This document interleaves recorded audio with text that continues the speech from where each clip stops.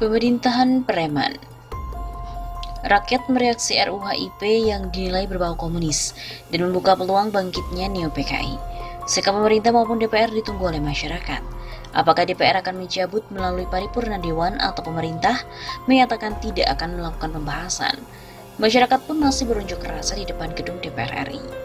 Alih-alih mengambil keputusan tentang RUU HIP, malah seenaknya pemerintah mengajukan RUU baru yang diberi nama RUU BPIP. 4 menteri menyerahkan naskah kepada Ketua DPR, yaitu Menko Polhukam Mahfud MD, Menkumham Yasona Lauli, Mendagri Tito Karnavian, dan Menhan Prabowo Subianto. Penyampaian RUU dengan begitu saja jelas pelecehan pada rakyat oleh pemerintah. Bahkan melecehkan DPR RI juga. RUU inisiatif Dewan belum tersikapi resmi, usulan baru pemerintah masuk. Pembuldoseran halus. Lucunya Dewan melalui Ketua Puan Maharani sangat bahagia. Sekurangnya ada 4 hal yang menunjukkan adanya kesewenang-wenangan dan pengabaian hukum, yaitu: pertama, status RUU HIP harus terlebih dahulu jelas dan memiliki kepastian hukum akan kelanjutannya. Pemerintah masih menunda dan DPR masih menunggu. Ujungnya dibiarkan mengambang. Penyelenggaraan negara model apa seperti ini? Kedua, RUU BPIP sebagai ajuan pemerintah adalah RUU baru yang semestinya masuk dahulu dalam prolegnas yang disepakati bersama untuk pembahasan terjadwal. Tidak boleh menyalip RUU yang sudah terlebih dahulu antri. Ini adalah contoh buruk budaya main labrak pemerintahan preman. Ketiga, mengapa mesti 4 menteri mengantar RUU BPIP ini? Secara prosedural cukup diwakili oleh Menteri Hukum dan HAM saja. Pola unjuk kekuatan dan unjuk kekuasaan dengan mengutus 4 menteri menggambarkan situasi disorder atau tidak normal. Keempat, RUU BPIP tetap kontroversial sebab membalikkan prinsip hukum yang benar. Ironis, sebuah undang-undang dibuat untuk mengatur wadah yang lebih dahulu ada. Semestinya undang-undang dahulu baru dibuat wadah untuk melaksanakan undang-undang. Ada pemaksaan dan dipastikan berkonten tidak aspiratif. Keberadaan BPIP masih dipertanyakan urgensinya. Desakan agar BPIP dibubarkan juga cukup keras terdengar. BPIP bukanlah kebutuhan pokok bagi rakyat saat ini, lebih pada pemenuhan hasrat penguasa sendiri dan dapat menjadi mainan ideologi pemerintah.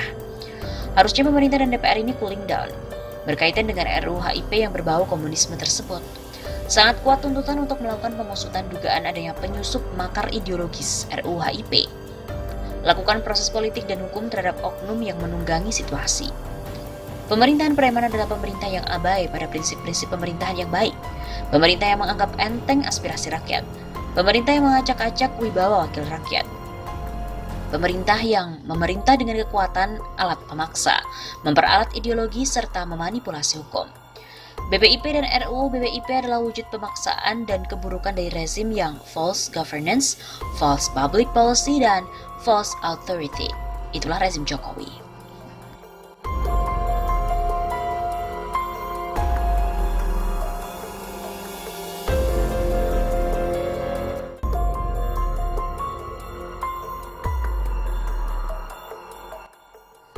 RUU HIP rawan bagi perpecahan bangsa. Rakyat tidak tinggal diam. Perhatikan suara publik yang beredar di media sosial. Betapa kritisnya masyarakat menilai bahaya RUU HIP. Penolakan terjadi di mana-mana.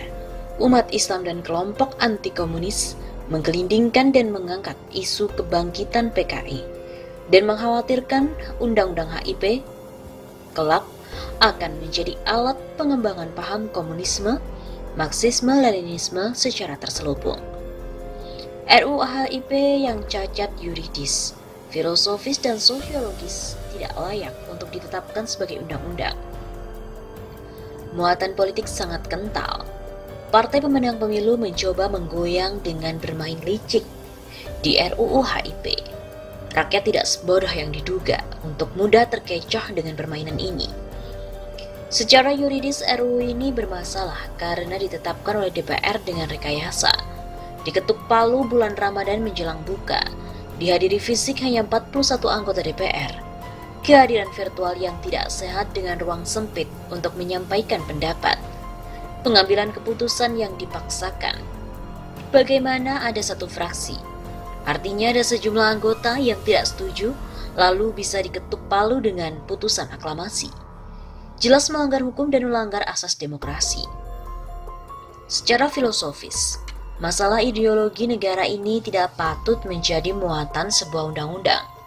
Sebagai stat fundamental norm, persoalan haluan ideologi negara hanya bisa diatur pada tingkat konstitusi atau sekurang-kurangnya pada level ketetapan MPR. GBHN saja yang kontennya lebih rendah dari haluan ideologi diamanatkan oleh the Founding Fathers untuk menjadi kewenangan MPR, bukan DPR dan pemerintah. Secara sosiologis telah merebak penolakan publik atas RUU HIP, usulan awal PDIP ini. Bukan hal yang mustahil penolakan bergerak dari diskusi dan pernyataan politik menuju aksi-aksi unjuk rasa sebagai penggunaan hak rakyat yang dilindungi oleh undang-undang. Jika juga dipaksakan, maka kegaduhan baru telah terciptakan.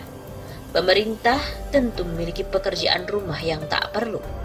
Soal komunisme dan kebangkitan PKI adalah isu politik yang sensitif. Secara hukum, bisa saja nantinya dipilih upaya gugatan judicial review ke Mahkamah Konstitusi. Akan tetapi skeptisme publik dapat mengambil pilihan lain, unjuk rasa atau keduanya. Oleh karena itu, di samping ini menjadi ujian bagi DPR untuk mengubah peta konfigurasi kepentingan di dalam, juga menjadi tantangan bagi pemerintah untuk berpihak pada rakyat dengan menolak RUU HIP menjadi undang-undang. Bila pemerintah lunak dan hanya ikut alur, maka rakyat dapat berasumsi bahwa RUU HIP meski merupakan inisiatif dewan, tetapi kenyataannya adalah permainan juga dari pemerintah. Koalisi adalah kepanjangan tangan eksekutif di lembaga legislatif. Koalisi itu kolusi dan kooptasi. Demi mencegah terjadinya disintegrasi nasional akibat salah kaprah dengan bermain-main di atas ideologi Pancasila, maka sebaiknya diambil jalan opsional, yaitu pertama, DPR menarik kembali RUU ini dan tidak melanjutkan pembahasan dengan pemerintah, mengingat akan dampak buruk yang diakibatkan. Kedua, melanjutkan pembahasan tetapi dengan ujung keputusan tidak menetapkan RUU HIP menjadi undang-undang. Konsekuensi logis dari RUU yang cacat hukum, kezaliman filosofis, dan juga daya dukung publik yang minim. Dalam situasi pandemi COVID-19 yang membutuhkan konsentrasi dan penanganan serius, janganlah ada kelompok kepentingan yang mencoba melakukan penelikungan atas ideologi Pancasila. RUU HIP ini dinilai sesat dan menyesatkan. Kita wajib menyelamatkan bangsa dan negara dari pengkhianatan yang selalu terjadi berulang-ulang. Lalu, apakah RUU HIP itu? Beginilah paham sesat Tritunggal dalam RUU haluan ideologi Pancasila. Dalam rancangan undang-undang haluan ideologi Pancasila atau RUU HIP, terdapat sintesis Pancasila sebagai bentuk baru Trisila. Trisila itu sendiri terdiri dari sosio-nasionalisme, sosio-demokrasi, serta ketuhanan yang berkebudayaan. Disebutkan dalam RUU haluan ideologi Pancasila bahwa Trisila yang kemudian terkristalisasi dalam Ekasila, yaitu gotong royong sebagai ciri pokok Pancasila. Sintesis yang dimaksudkan adalah menunjuk pada upaya penyatuan secara terselubung atas tiga hal, yakni materi, Tuhan, dan jiwa. Ketiganya merupakan satu kesatuan terintegrasi. Dan kemudian tersebut Tritunggal, Kebumen, singkatan dari keadilan sosial, budaya, dan mental. Selanjutnya akan dijelaskan seperti ini. Materi menunjuk pada keadilan sosial. Keadilan sosial disebutkan dalam RUU HIP sebagai sendi pokok Pancasila. Ini bermakna keadilan sosial telah dilepaskan dari sila pertama ketuhanan yang Maha Esa. Ketuhanan yang Maha Esa tidak lagi mendasari, meliputi, dan menjiwai sila keadilan sosial. Dengan kata lain, telah terjadi perubahan posisi atau mutasi atas sila Pancasila. Sila ketuhanan yang Maha Esa menempati posisi yang paling bawah, sedangkan sila keadilan sosial menempati posisi paling atas. Keberadaannya tentu mendasari, meliputi, dan menjiwai semua sila di bawahnya, termasuk ketuhanan yang Maha Esa. Namun tidak demikian halnya dengan sila ketuhanan yang Maha Esa. Hal ini secara tidak langsung mengamandemen Pasal 29 ayat 1 Undang-Undang Dasar 1945. Negara berdasar atas ketuhanan yang Maha Esa tergantikan dengan negara berdasar atas keadilan sosial. Implikasinya akan memberikan peluang masuknya konsep keadilan sosial versi sosialisme, komunisme atau ateisme, dan atau liberalisme kapitalisme yaitu atau sekularisme.